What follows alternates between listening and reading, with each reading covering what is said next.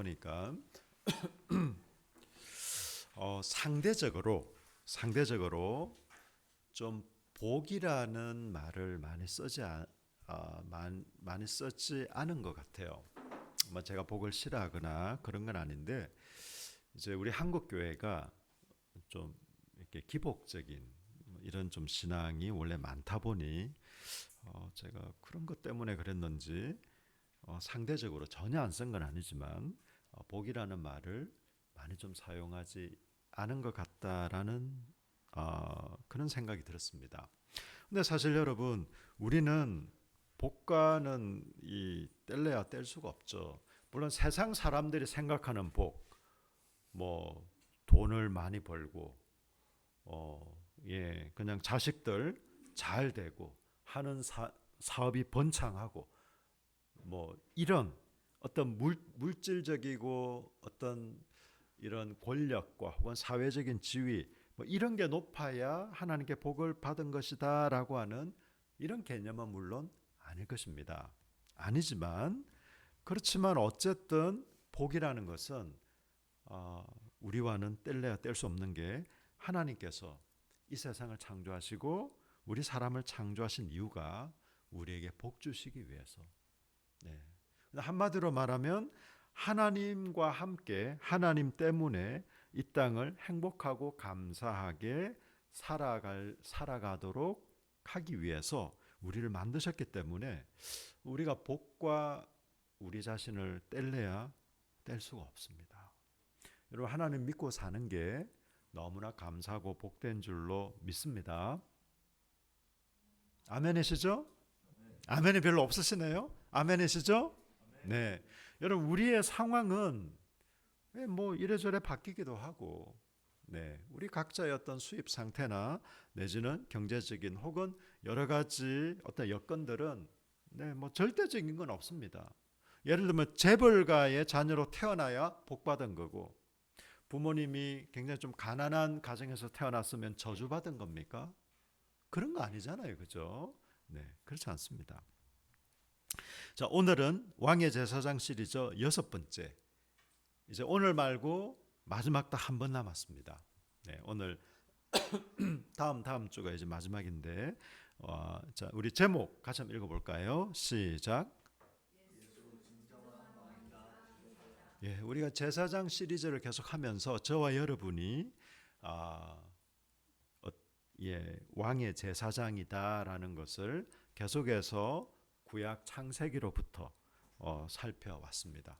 네, 맞습니다. 저와 여러분은 왕의 제사장입니다.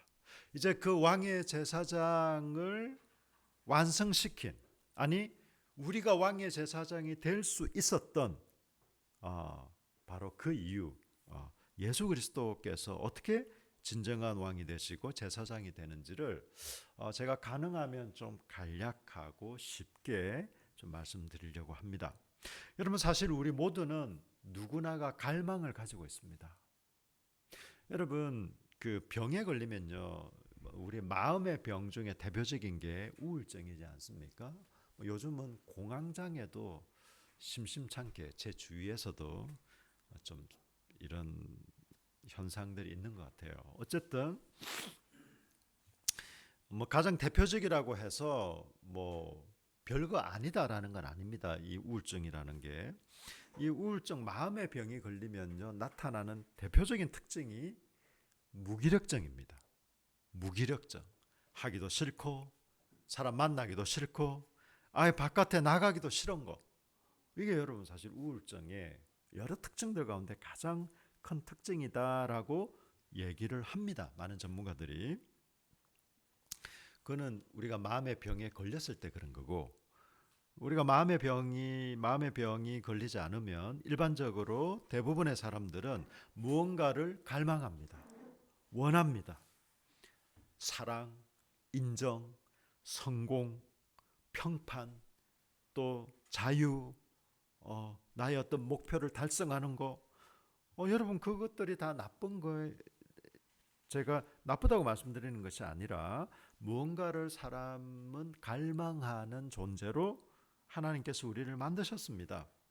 그런데 때로는 우리가 찾고 갈망하는 이런 것들이 우리를 더 깊은 속박으로 혹은 허무한 것으로 이끌 때가 종종 있습니다. 그 늪에 그냥 허우적거릴 때도 있는 거죠.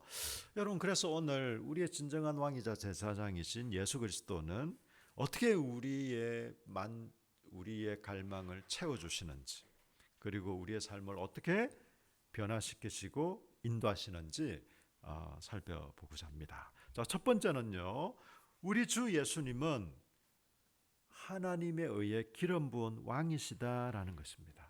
여러분, 마가복음 1장 11절, 앞에 PPT 있습니다. 우리 같이 한번 읽어볼까요? 시작.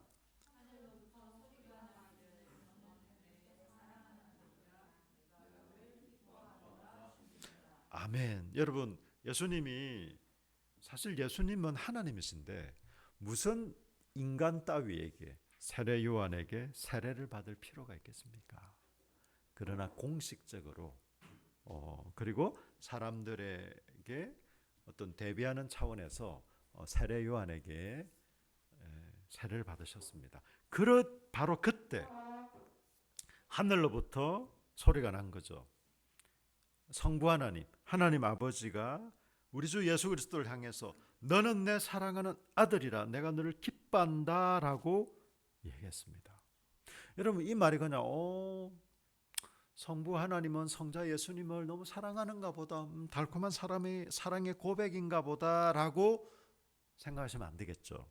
이거는 마치 그냥 공식적인 그 예수님의 사역의 출발, 이 땅에서 우리의 구원자시고 중보자시고 우리의 왕이신 예수 그리스도가 공식적인 딱 선포를 하는 그 첫 걸음, 바로 그때 하나님 아버지께서 너는 내 아들이다, 내가 너를 기뻐한다라는 말은 어떤 의미가 있을까요? 여러분, 시편 2편 7절에 보면, 제가 읽겠습니다. 내가 여호와의 명령을 전하노라. 여호와께서 내게 이르시되 너는 내 아들이라. 오늘 내가 너를 낳았도다라는 말씀이 있습니다. 여러분, 이 시편의 여러 구절들은, 여러 시편들은 메시아 시편이라고 해서 우리의 왕이신 진정한 메시아를 예언하는 시편들이 들어있거든요. 그 중에 대표적인 시편이 110편도 있고 또 여기 시편 2편도 있습니다. 여기서 여러분, 너는 내 아들이라, 내가 너를 낳았도다. 이것은 이제 궁극적으로 예수 그리스도를 가리키거든요. 여러분, 이사야 42장 1절도 보시면, 내가 붙드는 나의 종, 내 마음에 기뻐하는 자, 곧 내가 택한 사람을 보라. 이사야가 이 42장 1절도 메시아 예언으로 굉장히 유명합니다. 이사야는 8세기 이럴 때 막 그 사역했던 분이지만, 이미 그를 통해서 하나님은 메시아가 어떻게 임하시고 어떤 역할을 하시는지를 이미 그 구약의 선지자를 통해서 우리에게 말씀해 주셨습니다. 내가 나의 영을 그에게 주었은즉 그가 이방의 정의를 베풀 것이다 라고 얘기하고 있습니다. 하나님이 세우신 자, 성경에는 나의 종이라고도 얘기하고 나의 아들이라고도 얘기하는 그분이 이방의 정의를 베푸시고 놀라운 구원의 일들을 이룰 것이다 라고 말씀합니다. 이때 종은 그냥 단지 그냥 이렇게 허드렛 일을 하는 종이 아니라 하나님이 세우신 종, 다시 말해 기름 부음 받은 왕으로서 예수님을 얘기합니다. 예수님은 여러분 하나님의 아들입니다. 여러분, 이스라엘 문화에서 아들은요, 아버지를 뜻하는 거예요. 아버지를 이어받은 사람, 아버지의 권위와 권한을 그대로 계승하는 사람, 그 사람의 아들입니다. 그냥 얘는 그냥 내 아들, 이게 아니라 내 아들이다라는 것은 하나님 아버지를 대신하고 그 권한과 권위를 이어받는 사람. 그러니까 하나님께서 예수 그리스도를 내 아들이다라는 것은 그런 의미가 있습니다. 예수 그리스도는 우리의 진정한 왕이 되셨습니다. 여러분, 이 사실이 왜 중요하십니까? 왜 중요할까요? 여러분, 우리는 지금 시민사회를 살고 있습니다. 우리가 여러분 중세 봉건 시대만 살았어도 이 얘기는요 너무나 우리 가슴에 와닿았을 겁니다. 중세 봉건 시대에서는요 그 당시는 도적떼들도 많고 재산과 생명을 막 누구나가 약탈해 갔기 때문에 그 성 안에 거하면서 성주의 보호를 받아야 했습니다.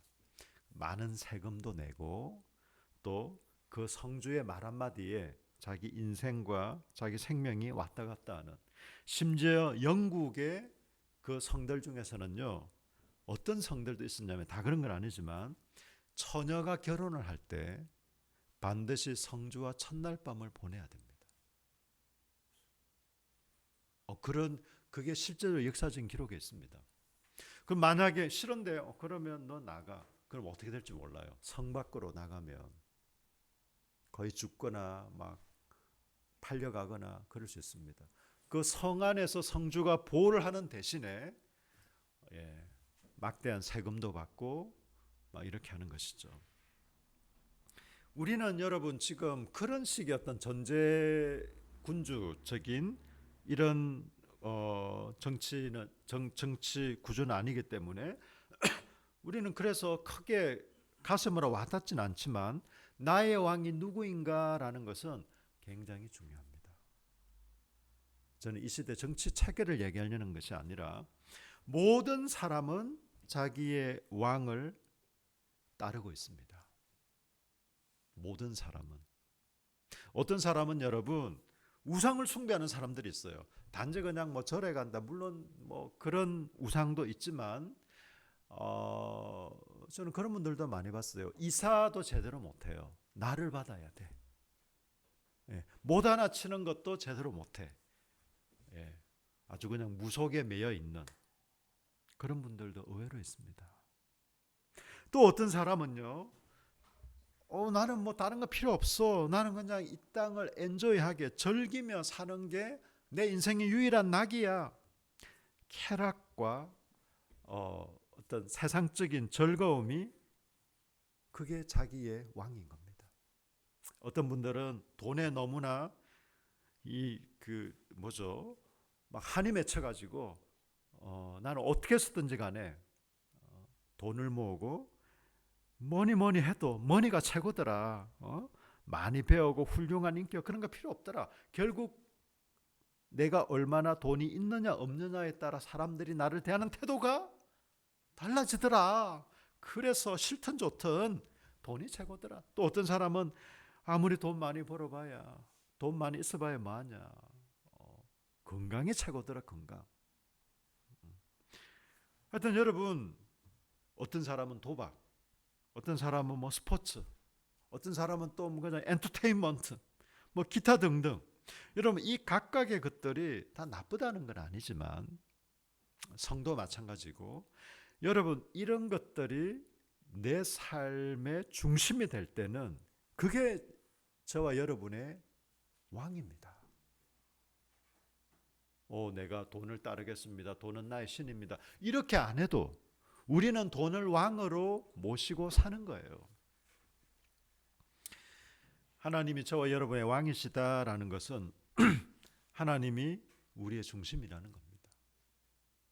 하나님 안에서 우리는 모든 걸 한다라는 말이에요. 돈 필요 없습니까? 저는 돈을 싫어할까요? 저는 돈 싫어하지 않습니다.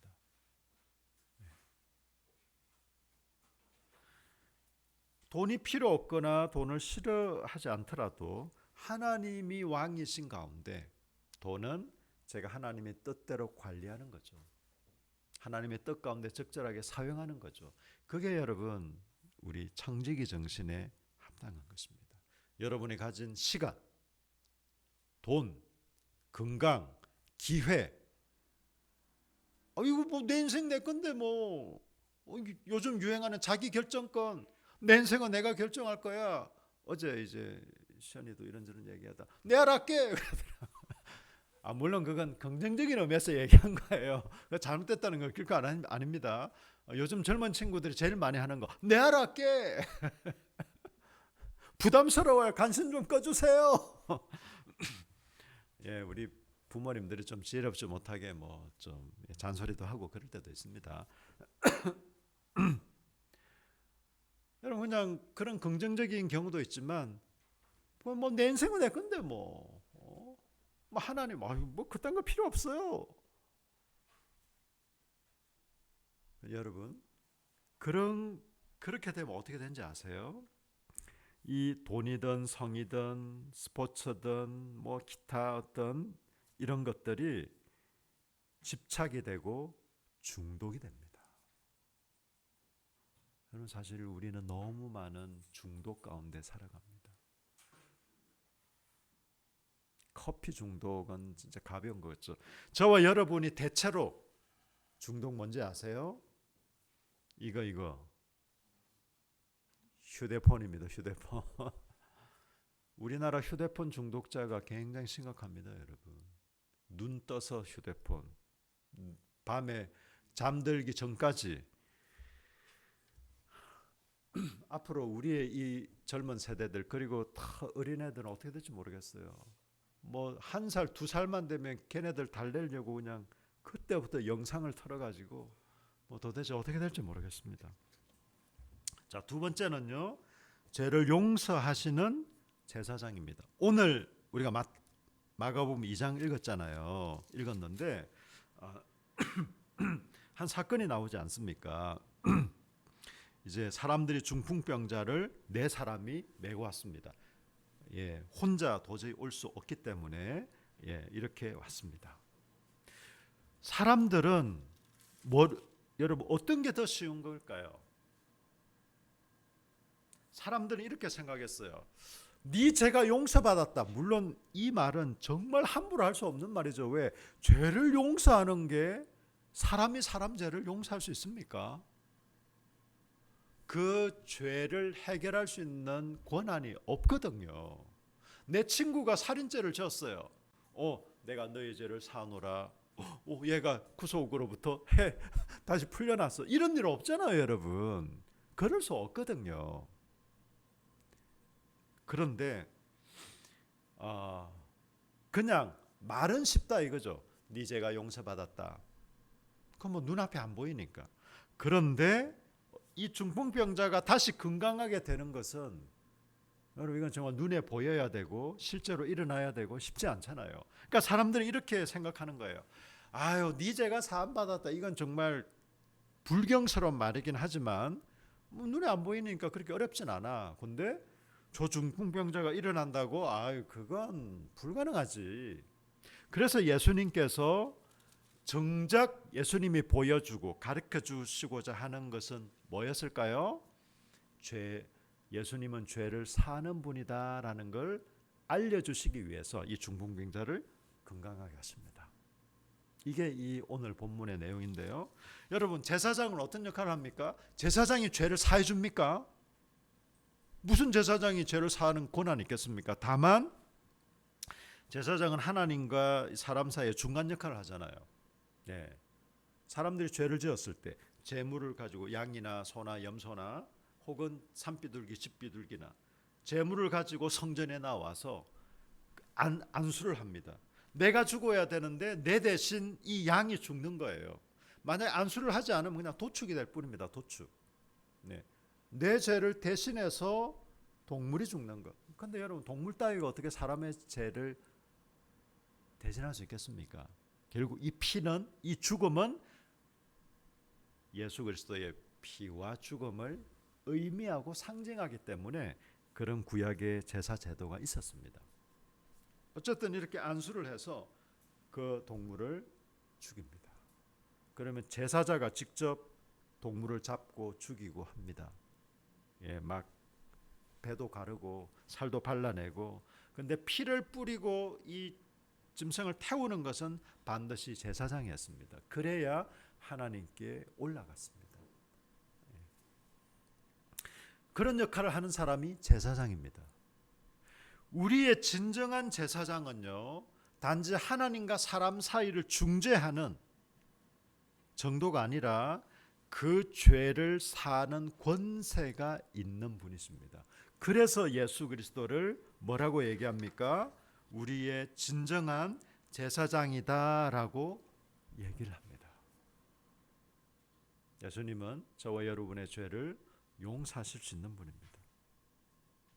여러분, 사실 많은 사람들은요, 죄 때문에 망합니다. 우리 인류가 왜 에덴 동산에서 쫓겨났습니까?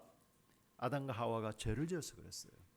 왜 여러분, 하나님께서 이 이스라엘 그 광야 어떤 생활 중에 이스라엘 백성들이 막 내가 얘네들 다 죽여버리고 모세 너를 통해서 내가 새로운 나라를 세울 거야. 왜 그렇게 했을까요?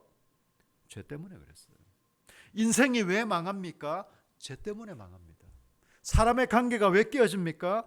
죄 때문에 깨어집니다. 우리가 영원한 죽음, 비참한 가운데 빠지는 것은 왜 그렇습니까? 죄 때문에 그렇습니다.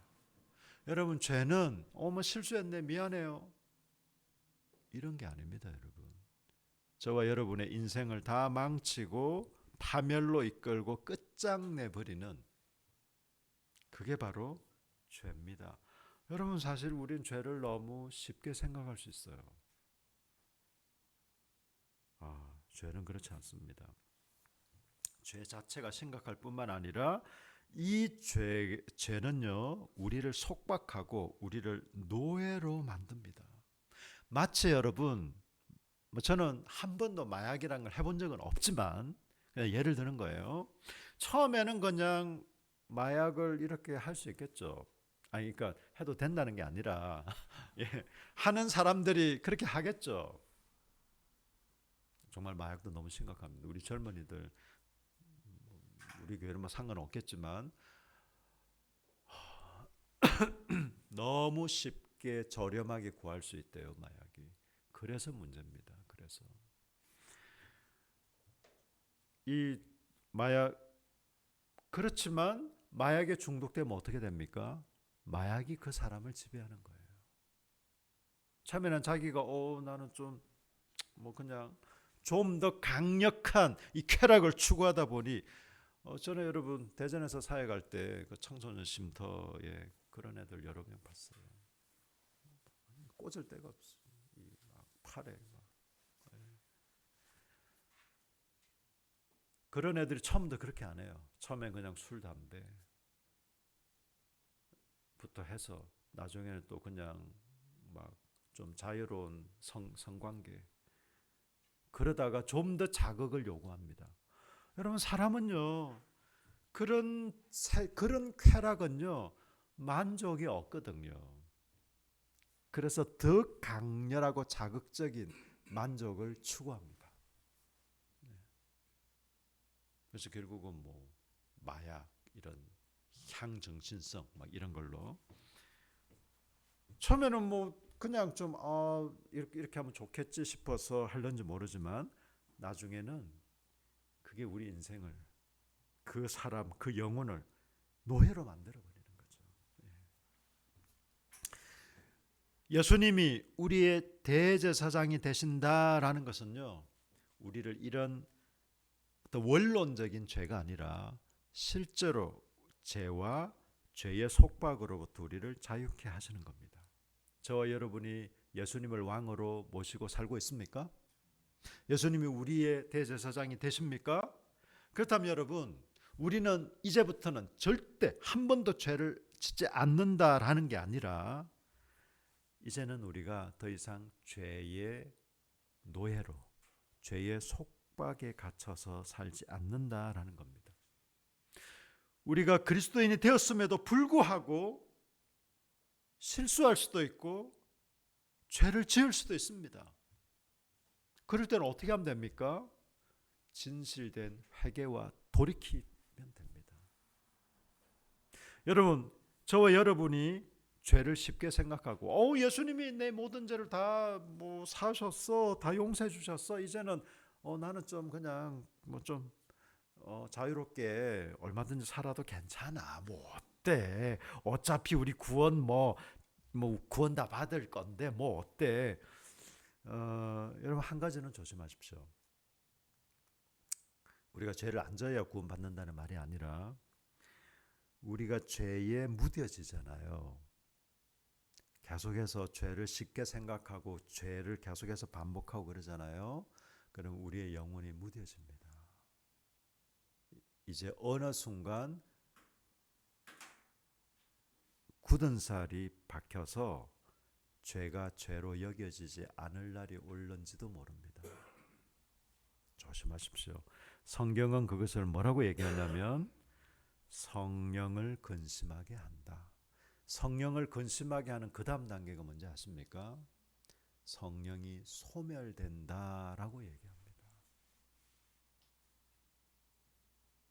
저와 여러분이, 저는 우리가 윤동주 씨, 내 씨도 뭐 그런 맥락 아닙니까? 여러분 어쩌면 세상 사람들은 별거 아닌 뭐 그런 거 아주 그래 막 너무 그런 거 죄의식 느끼지 마, 죄책감 갖지 마, 그거 다 그냥 사회적인 규범 혹은 종교적인 규례에 너를 속박하는 거야. 뭐 어때? 왜 원래 생각 네 거잖아. 네 마음대로 하면 돼. 여러분 우리는 정말 하나님 말씀과 성령께서 깨닫게 하신다면 조그만한 것이라도 죄를 죄로 여기고 진실되게 회개하고 돌이켜야 됩니다. 돌이키도록 애써야 합니다. 그게 우리 성도의 마땅한 것입니다. 여러분의 삶을 구속하고 얽매이고 있는 게 무엇입니까? 뭐 사람마다 다를 수 있겠죠. 끊어버리십시오. 그 속박에 계속 갇혀있지 마십시오. 예수님이 우리의 왕이고 제사장이시다라면요, 단지 그냥 개념상으로, 여러분 개념상으로 구원받고 싶으세요? 그런 사람 바보죠, 바보. 우리는 실제로, 여러분 저는 이 땅의 삶은 우리가 너무 불행한데 그나마 다행인 건 죽어서 천국 간다? 그 사람 하나님 못 만날 가능성이 죄송하지만 더 많습니다. 이 땅에서 누리지 못하는 하나님 나라 내세에서도 없을 가능성이 높습니다. 이 땅에 임한 하나님 나라를 누리십시다. 아멘이시죠? 이때 누리는 것은 우리가 이 죄로부터, 이 죄의 속박으로부터 자유케 되는 것을 포함합니다. 마지막으로 예수님은 하나님의 영광 그 자체입니다. 이런 마가복음 9장 7절 우리 같이 한번 읽어볼까요? 시작.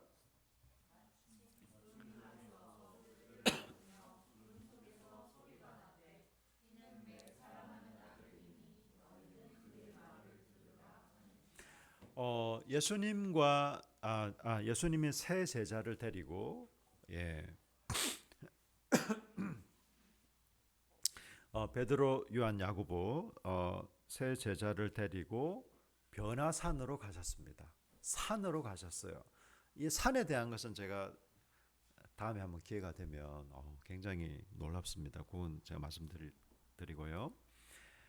산으로 가셨습니다. 산.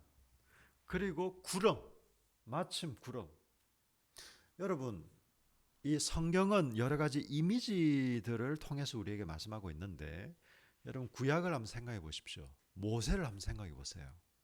모세가 여러분 하나님을 만나러 주로 어디로 갔죠? 산으로 갔습니다. 하나님이 임재하신다. 하나님의 영광, 하나님의 임재, 하나님의 능력, 그런 게 주로 무엇을 통해서 보여졌을까요? 구름을 통해서 보여졌습니다. 여러분 출애굽기 24장 16절과 18절에 보시면요, 여호와의 영광이 시내산 위에 머무르고 구름이 엿새 동안 산을 가리더니 일곱째 날에 여호와께서 구름 가운데서 모세를 부르시니라.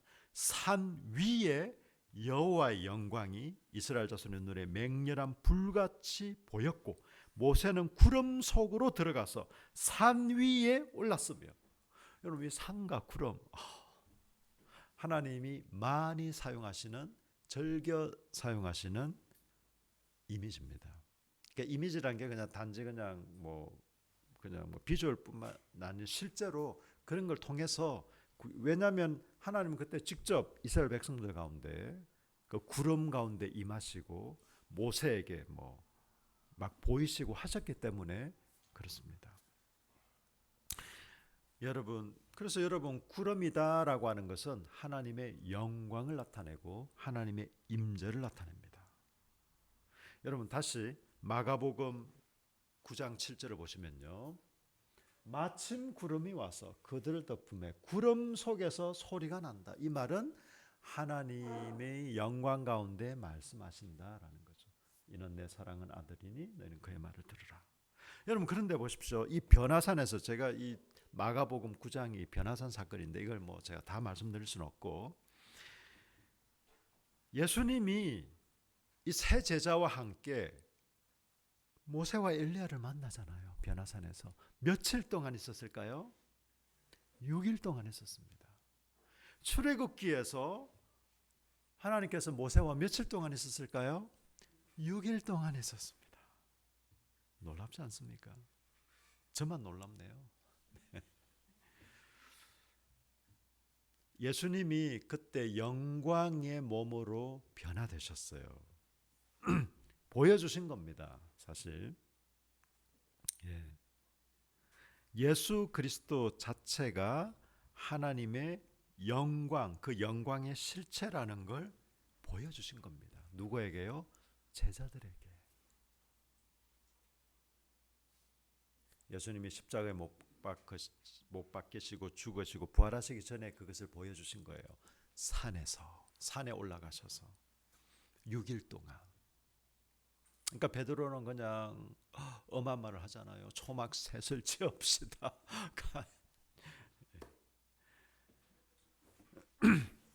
여러분, 예수님 그분이 하나님의 영광 그 자체입니다.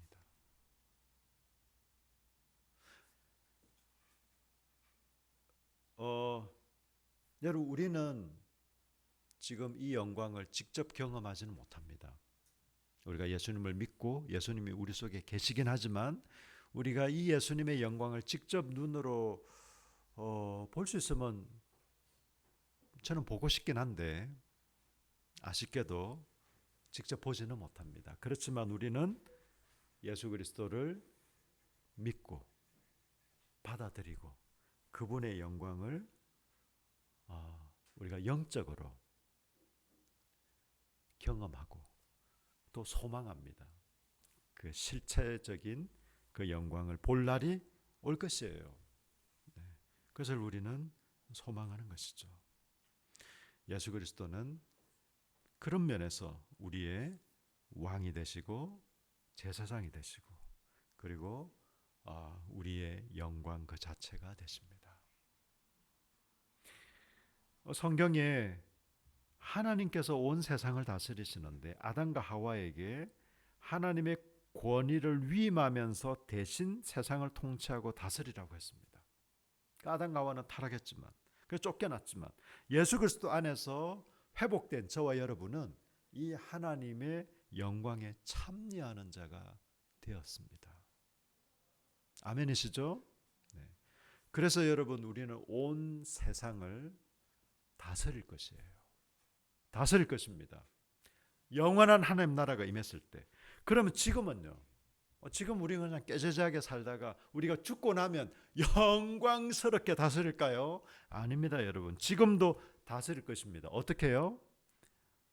중세 봉건 시대 성주처럼 온갖 그 고난을 이용해서 자기의 만족을 채우는 그런 식의 폭력과 여러분 지배와 이런 다스림이 아니라 섬김으로 다스릴 것이에요.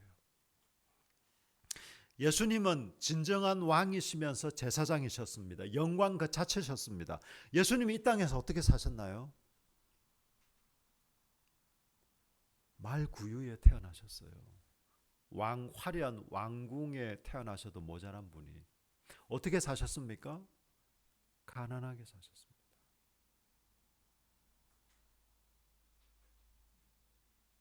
섬김으로 사셨습니다.